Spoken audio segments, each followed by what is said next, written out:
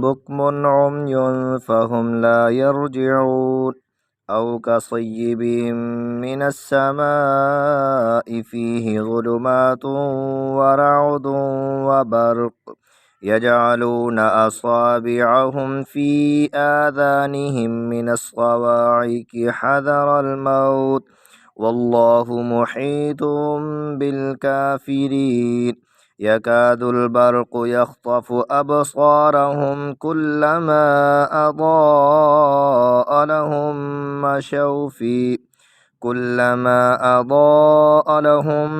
مشوا فيه وإذا أظلم عليهم قاموا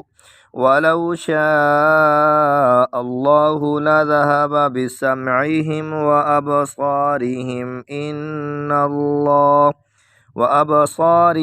إن الله على كل شيء قدير يا أيها الناس اعبدوا ربكم الذي خلقكم والذين من قبلكم لعلكم تتقون الذي جعل لكم الأرض فراشا والسماء بناء وأنزل من السماء ماء فأخرج به من الثمرات رزقا لكم فلا تجعلوا لله أندادا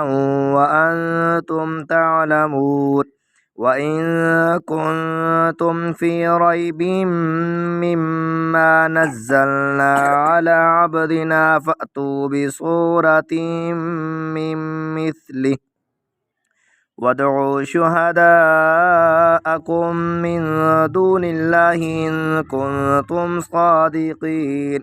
فإن لم تفعلوا ولن تفعلوا فاتقوا النار التي وقودها الناس والحجارة أعدت للكافرين وبشر الذين آمنوا وعملوا الصالحات أن لهم جنات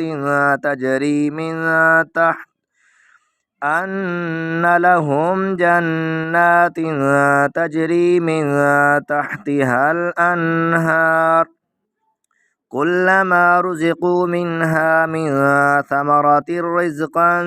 قالوا هذا الذي رزقنا من قبل وأتوا به متشابها ولهم فيها أزواج مطهرة